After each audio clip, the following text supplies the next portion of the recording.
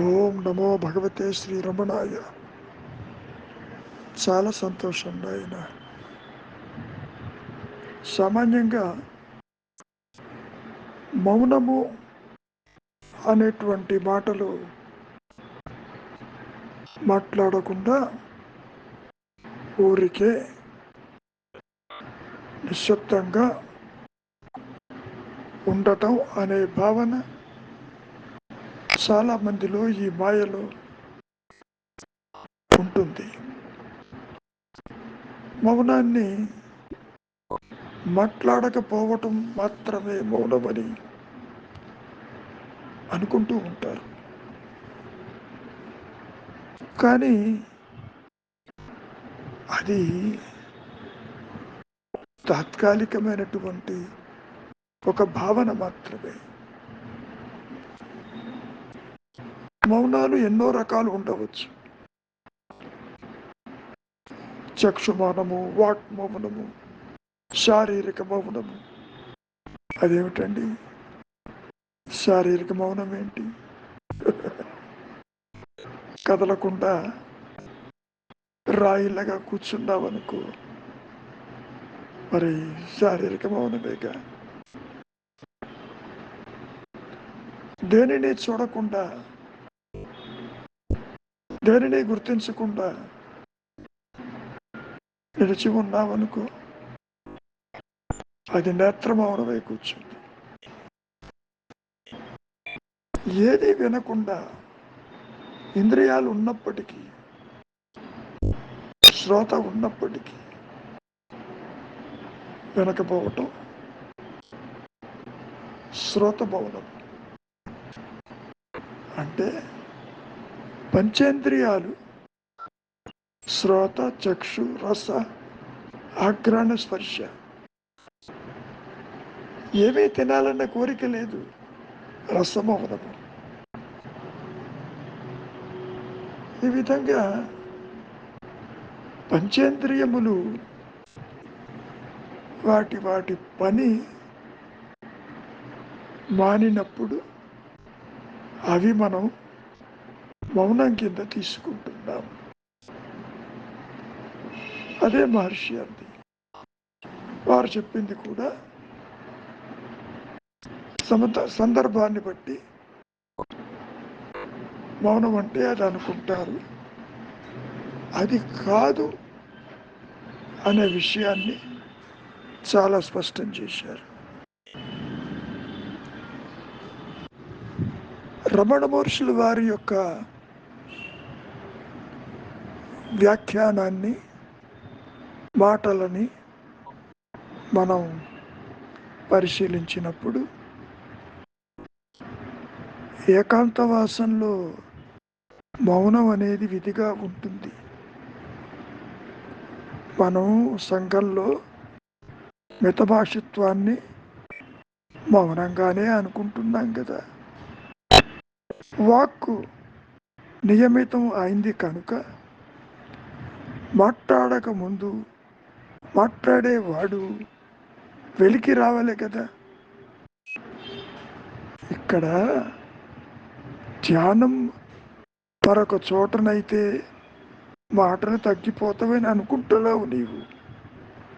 కానీ మనస్సు అంతర్ముఖమై వేరొక్క చోట అది స్థిరమైనప్పుడు, లగ్నమైనప్పుడు మరి మాట్లాడే ఉత్సుకత కానీ, ఉత్సాహము కానీ, ఆకర్షణ కానీ మరెక్కడ తల ఎత్తదు కదా. ఒక విషయాన్ని బాగా గుర్తుపెట్టుకోండి. మాటల వల్ల కలిగే మన ప్రవృత్తిని ఎప్పుడైతే మనం అదుపులో ఉంచుకోవడానికై మౌనం సాధనలో భాగంగా పరిగణిస్తుందని గుర్తించాలి. దాన్నే మనం మనోనిగ్రహం అని అంటాము. మరో విధంగా వీలైతే మౌనం అనవసరం. కారణం ఎందుకో తెలుసా? ఆ మౌనము సహజమై ఉంటుంది కనుక ఇది తొందరగా మింగుడు పడదు.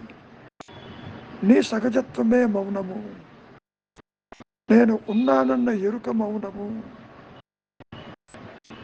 అన్యత్వము తల ఎత్తనిది మౌనము.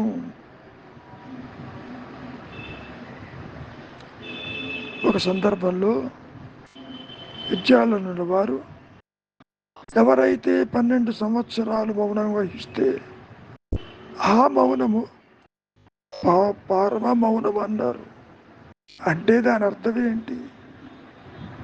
అసలు మాట్లాడనే లేడన్నమాట. మూగ జంతువులా అవుతాడు, కానీ అది మౌనం కాదు సుమా. మాట్లాడకుండా ఉంటే మౌనం ఎట్లా అవుతుంది? లోపల మనస్సు పరిగెడుతూనే ఉందిగా. వాక్ మౌనం వల్ల ప్రయోజనం లేదు. మౌనము నిత్యవాక్కు, it is an eloquent speech అన్నారు. నిష్క్రియ నిరంతర క్రియ సుమ. దీన్ని అర్థం చేసుకోవటం చాలా కష్టం. కారణం, ఈ మనస్సుకి మౌన స్థితి అవగతం కాదు. మౌనం అంటేనే నీ సహజత్వము, మౌనం అంటేనే నీ ఎరుక, మౌనం అంటేనే నీ భాష, మౌనం అంటేనే నీ ఉనికి, మౌనం అంటేనే నీ ధర్మము కూడా. మనం గతంలో ఎన్నోసార్లు చెప్పుకున్నాం. నీటికి శీతల ధర్మం, మరి అగ్నికో ప్రకాశ ధర్మము, దహించే ధర్మము, వాయువుకి చంచల ధర్మము. ఈ విధంగా తీసుకుంటే మరి ఈ జీవుడి ధర్మమేది? మౌనమే ధర్మము, ఆత్మే ధర్మము, ఎరుకే ధర్మము, తన ఉనికే ధర్మము.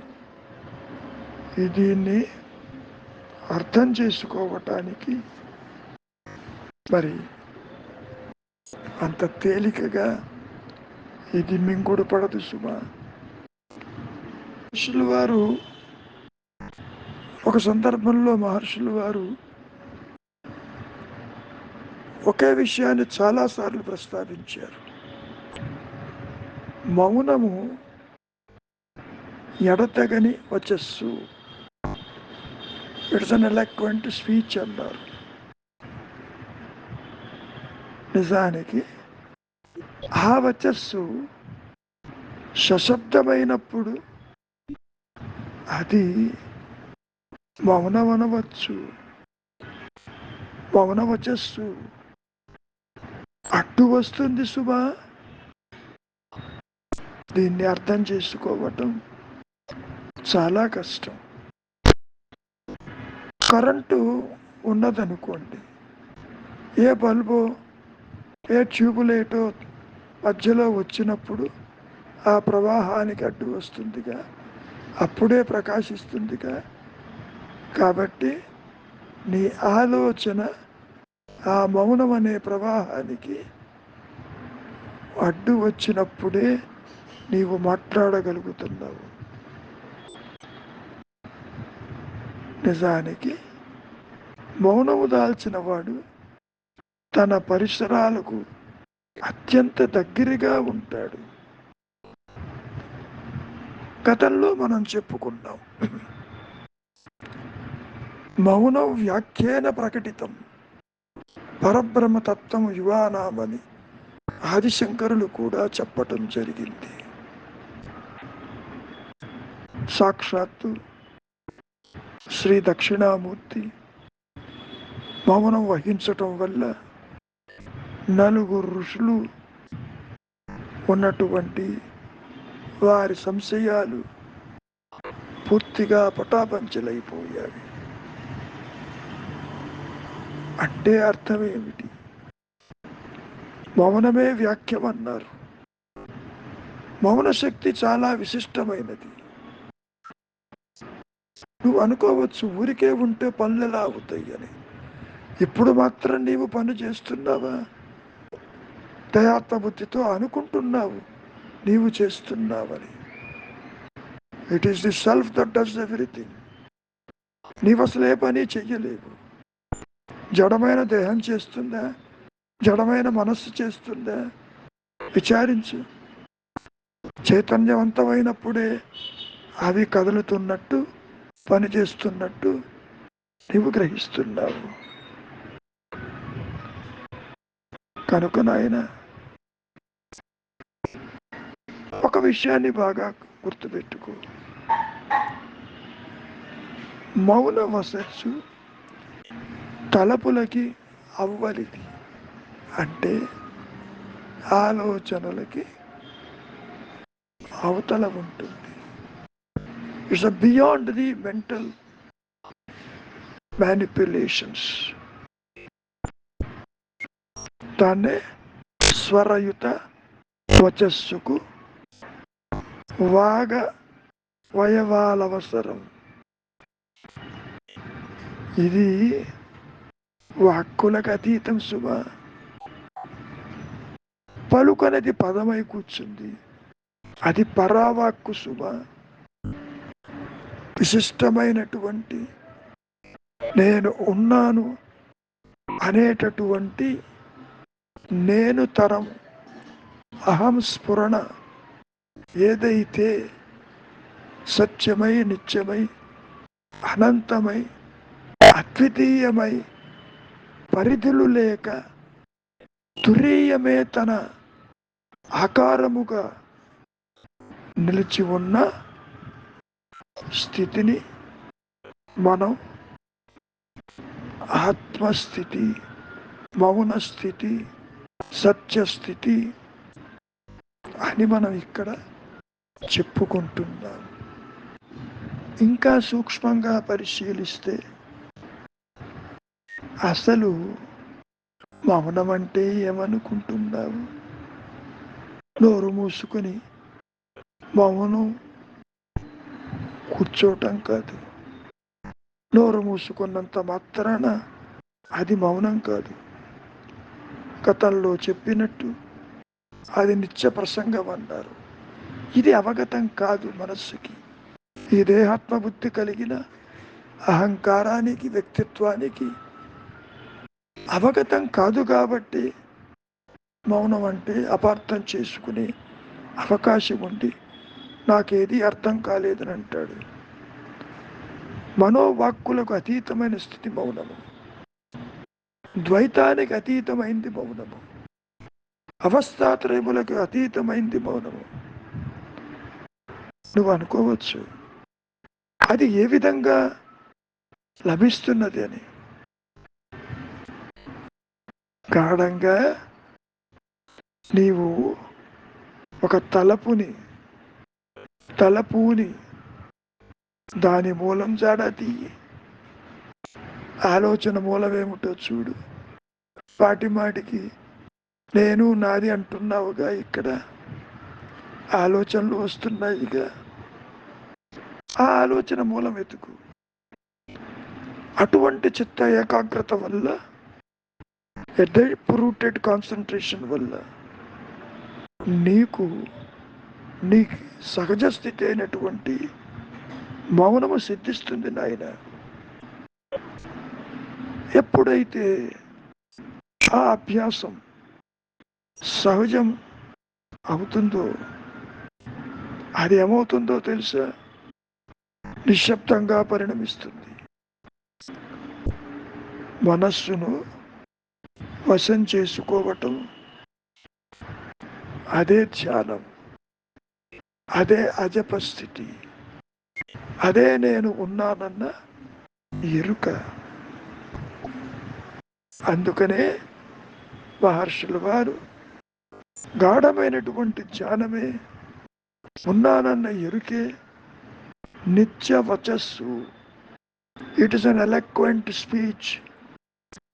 అవధులు లేక, పరిధులు లేక, జ్ఞాన వృత్తి చేత అది నేను ఉన్నానన్న స్ఫురణ కలిగి అనంతంగా ప్రకాశిస్తున్న స్థితి ఏదైతే తురీయంలో ఉన్నదో అదే నీ సహజ స్థితి. ఎంత చెప్పినా ఈ మాయను మౌనమంటే మింగుడు పడదు. కారణం నువ్వు అనుకుంటావు మౌనం దాల్చి కూర్చుంటే ఈ నిత్య వ్యవహారం గతేమిటి, ఎన్నో పనులు చెయ్యాలి, ఎన్నో కర్మలు ఆచరించాలి, ఎన్నో విషయాలను చూడాలి. మరి దానికి మహర్షులు వారు ఈ సందర్భంలో ఒక చిన్న ఉదాహరణ చెప్పారు. కొందరు స్త్రీలు పూర్తిగా నీరు నింపిన కడవలని నెత్తినెత్తుకొని తమలో తాము మాట్లాడుకుంటూ నడుస్తూ ఉంటారు, చేతిలో అల్లికలు అల్లుతూ ఉంటారు. కానీ నాయన వారి ధ్యానం కడవలపైనే నిలిచి ఉంటుంది. అది గుర్తుపెట్టుకో, నీవు చూస్తూనే ఉంటావు, కడవలో ఒక్క నీటి పొట్టు కూడా బయటికి రాదు. వారు నడుస్తూనే ఉంటారు, పనులు సాగిపోతూ ఉంటవి. మరి ఏమంటావు దాన్ని? అదేవిధంగా కర్మల్లో కూడా ప్రవృత్తుడైనటువంటి యోగి కూడా ఆ కర్మలు వానిని కలత పెట్టవు, కలచవు. అది గుర్తుపెట్టుకో. దానికి కారణం అతడి మనస్సు పూర్తిగా బ్రహ్మమందే, మూలమందే, ఎరుక అందే నిలిచి ఉంటుంది. అదే తన సహజ స్థితి. ఆ స్థితిలోనే ఉంటూ సర్వకర్మలు ఆచరిస్తూ ఉంటాడు. అందులో సందేహం లేదు. మనం ఇక్కడ ఎన్ని రకాలుగా చెప్పుకున్నప్పటికీ ఒక విషయాన్ని మహర్షుల వారు చాలా స్పష్టం చేశారు చిరునవ్వుతో ఒక సందర్భంలో.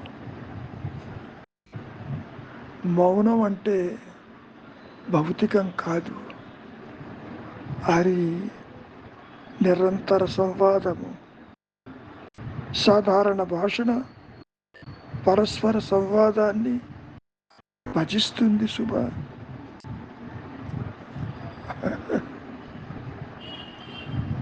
నిజానికి నిశ్శబ్దంలోనే, నిశ్చలతలోనే సత్యము ప్రకాశిస్తుంది.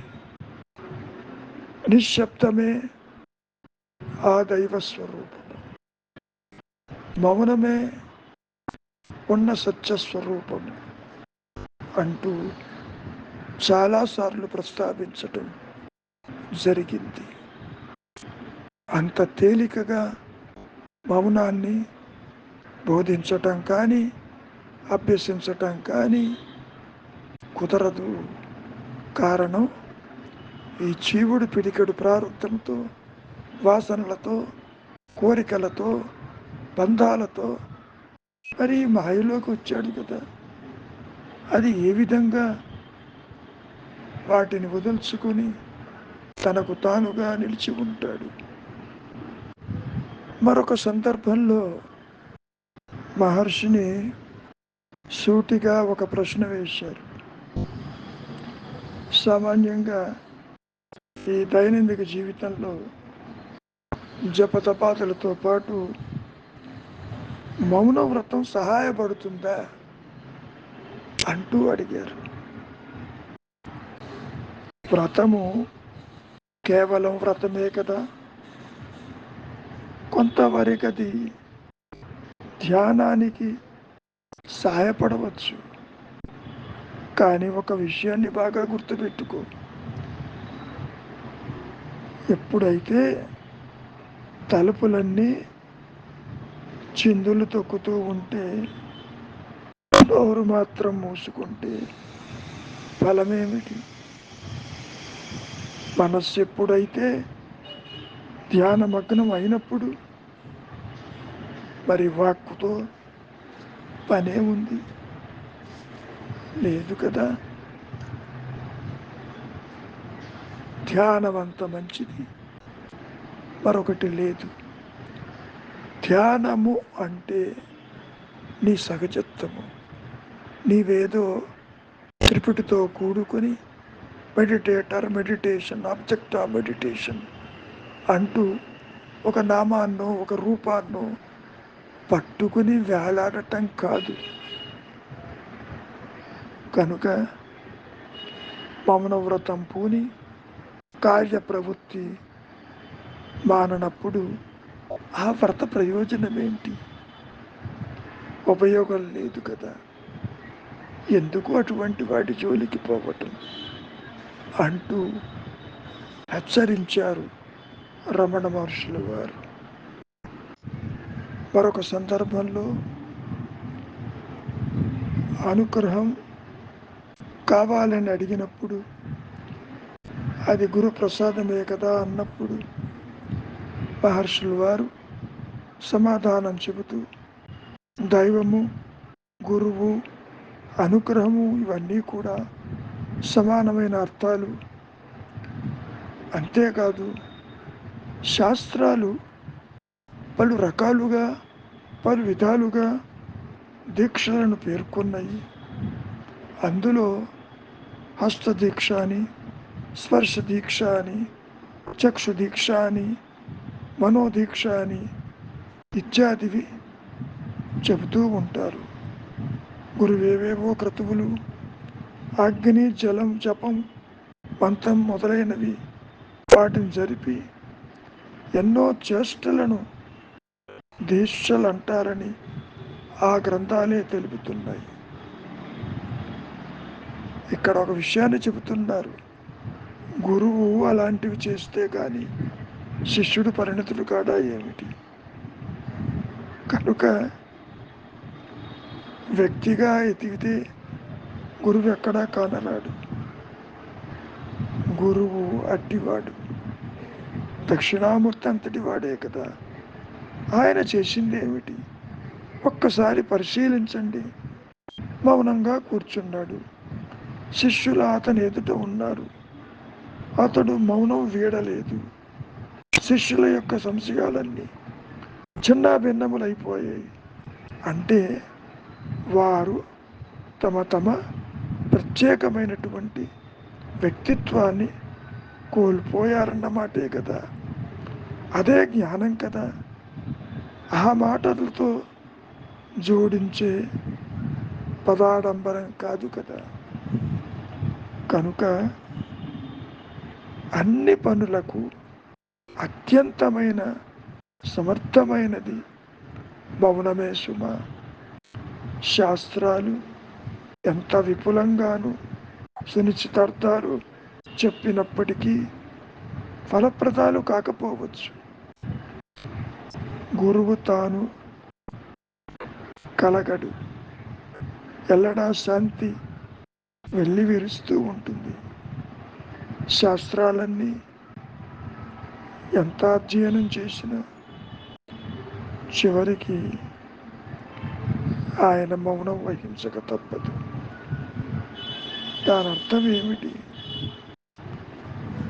ఇంతకాలం ఎన్ని విషయాలు విని అధ్యయనం చేసినప్పటికీ, ఎంతగానో సాధన చేసినప్పటికీ లేశమైన లభింపదు సత్యము.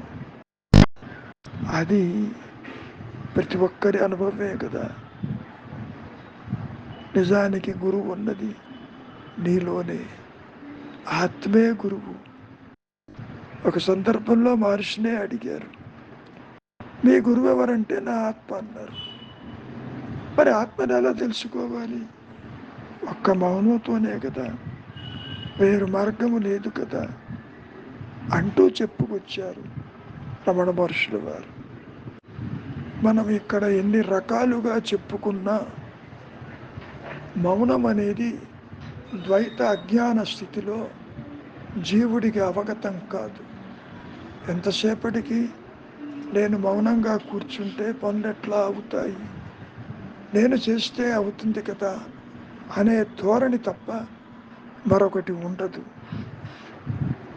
ఒక సందర్భంలో ఇదే విషయాన్ని చెబుతూ మౌనాన్ని అతిశయమైన వాగ్దాటిగా రమణ మహర్షులు వారు ఎన్నోసార్లు చెప్పి ఉన్నారు. శాంతి విశిష్టాచరణ ఎట్లు జరుగుతుందంటే అందు వ్యక్తి స్వభావ స్థితిలో ఉంటాడు. అది గుర్తుపెట్టుకోండి. నీవుగా నిలిచి ఉన్నప్పుడు మనస్సు ఎక్కడ, ఆలోచనలు ఎక్కడ, అన్యత్వం ఎక్కడ? మరి అంతా శాంతే కదా. అందువల్ల ఆత్మలో అంతరంగాల్లో ఎప్పుడైతే సర్వమయుడే ఉంటాడో అక్కడ ఏ శక్తి అవసరమో అదే వర్ధిల్వ చేస్తుంది. ఆ మౌనమే అత్యుత్తమైనటువంటి సిద్ధి. మిగిలిన సిద్ధులున్నాయే అవన్నీ స్వప్నతుల్యాలే, అసత్యములే కదా. మరి కనుక ఒక విషయాన్ని బాగా గుర్తుపెట్టుకోండి. మానసిక మౌనంలో అన్య చింతన తల ఎత్తనప్పుడు నీవుగానే ఉంటావు. ఒక పక్షి ఎంత ఆకాశంలో గగన వీధుల్లో ఎగిరినప్పటికీ చివరికి గూటికి రాక తప్పదు. నేను ఉన్నానన్న ఎరుక అది నీ సహజ స్థితి.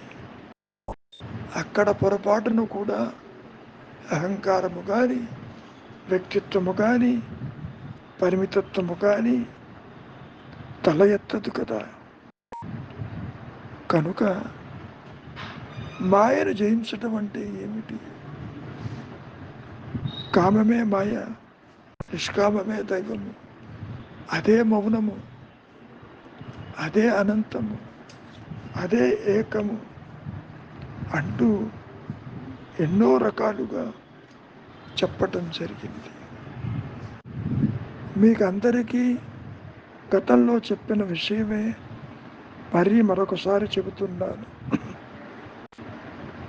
ఈ విషయాన్ని రమణ మహర్షులు వారు కూడా చాలా స్పష్టం చేశారు.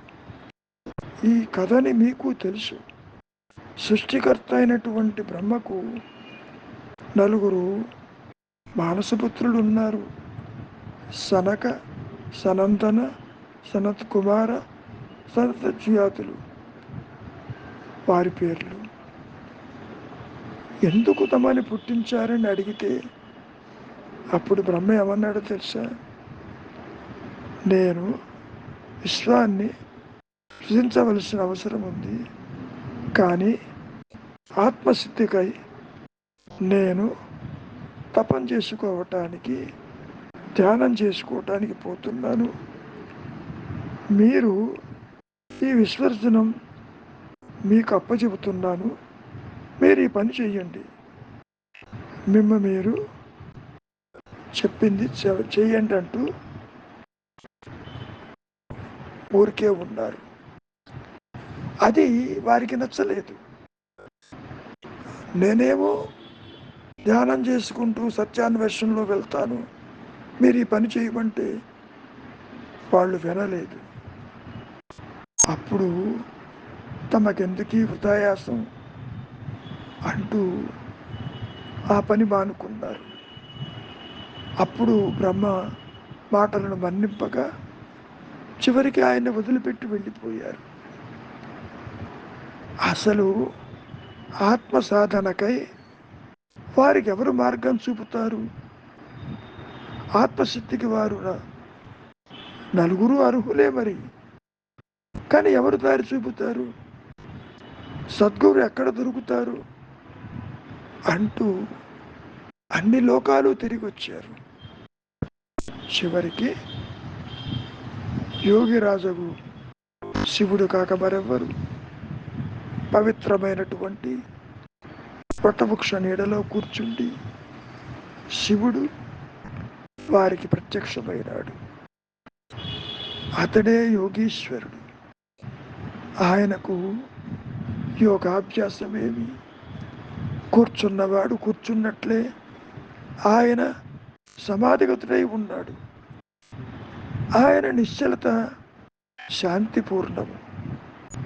ఎటు చూసినా ఎల్లడలా మౌనమే నెలకొన్నది. ఆ స్థితిలో ఈ నలుగురు బ్రహ్మమానసపుత్రులు వారిని చూచినప్పుడు తక్షణమే పవిత్రులైపోయారు. దాని ఫలితంగా వారు సమాధినిష్ఠులైనారు. వారి యొక్క సంశయాలన్నీ పూర్తిగా అదృశ్యమైపోయాయి. ఈ కథని వివరిస్తూ రమణ మహర్షుల వారు మౌనాన్ని గురించి ఇంకా స్పష్టంగా చెప్పటం మొదలుపెట్టారు. మౌనమే నిజమైన ఉపదేశం. అదే పరమోపదేశం. పూర్ణ పరిణితుడైన వానికే అది లభ్యమవుతుంది, దొరుకుతుంది, ఇతరులకు కాదు. ఇతరులు దీనివల్ల పూర్ణ ప్రయోజనం, పూర్ణ బోధనం పొందలేరు. అటువంటి వారికి సత్య వివరణ అవసరం. దానికోసమే మాటలు కావలే, కానీ అసలు విషయం సత్యం ఉంది. చూశారు, వాగాతీతము, దానికి వివరణ అసాధ్యము. సాధ్యమైన దాన్ని సూచించడం మాత్రమే, అంతకు మించి చేయగలిగింది ఏదీ లేదు. మాటలతో ఎన్ని రకాలుగా చెప్పినప్పటికీ సత్యాన్ని బోధించేది కాదు. అది అనుభవయోగ్యమని ఆదిశంకరులు కూడా చాలాసార్లు ఈ విషయాన్ని సుస్పష్టం చెయ్యటం జరిగింది. ఒక సందర్భంలో రమణ మహర్షుల వారిని దర్శించటానికి వచ్చిన వారందరికీ నీవే ఆత్మవి, నీవే ఆత్మవి, విచారించు, నేనెవరో చూడు అన్నప్పుడు, అది మేము చెయ్యలేమన్నప్పుడు శరణాగతిగా అన్నారు. అది కూడా మేము చెయ్యలేమన్నప్పుడు ఉరక ఉండు, బీ స్టిల్ అండ్ నో అహం ఇస్ ది రియాలిటీ. ఇక్కడ బీ స్టిల్ అంటంలో చిత్తవృత్తులు తల ఎత్తకుండా నీవు నిలిచి ఉండు. నో అహం ఇస్ ది రియాలిటీ అంటే ఆత్మ స్వయం ప్రకాశము కాబట్టి జ్ఞాన వృత్తి చేత అది తనకు తానుగా ప్రకాశిస్తుంది కాబట్టి అది నీ స్వరూపమని నీవే గుర్తిస్తావు అంటూ చెప్పుకొచ్చారు పలుమార్లు. మౌనానికి అంత విశిష్టతలు ఉన్నది. సామాన్యంగా ఈ ద్వైతంలో, దేహాత్మ బుద్ధిలో, మాయలో పుడుతూ నశించే వారి మనస్సు కార్యాన్ముఖులై ఉంటారు. ఊరికే కూర్చుంటే పనులెట్లా అవుతాయి అనే భావన కలిగి ఉంటారు. అది వారి తప్పు కాదు, వాసనా ప్రభావమే తప్ప మరొకటి కాదు. ఒక సందర్భంలో మహర్షులు వారిని ఆ దైవాన్ని చూడవచ్చా అని అడిగారు. చూడటానికి నీవు మిగిలి ఉంటే కదా. దీని అర్థమేంటి? ఆత్మ ప్రకాశంలో, మౌన స్థితిలో ఉన్నానన్న ఎరుకలో జీవుడెక్కడ, జగత్తెక్కడ, నీ సంసారం ఎక్కడ, నీ వ్యక్తిత్వం ఎక్కడ, నీ వాసనలు ఎక్కడ? అన్నీ అదృశ్యమైపోయినాయి కదా. ఆత్మ ఎదుట, మౌనము ఎదుట ఉన్నానన్న ఎరుక ముందు సృష్టే నిలవనప్పుడు నీవెక్కడుంటావు? నీతో పాటు నీవు చూస్తున్న ఈ చరాచర సృష్టి యావత్తు కూడా మానసిక ధోరణే కాబట్టి అది అదృశ్యమైపోతుందంటూ చెప్పుకొచ్చారు. కాబట్టి ఊరక ఉండుటే శ్రేయస్కరము. మౌనమే శరణ్యము. మౌనమే నీ ఉనికి, నీ భాష, నీ ధర్మము, నీ సహజత్వము మంచిది. మౌనమే శరణ్యం.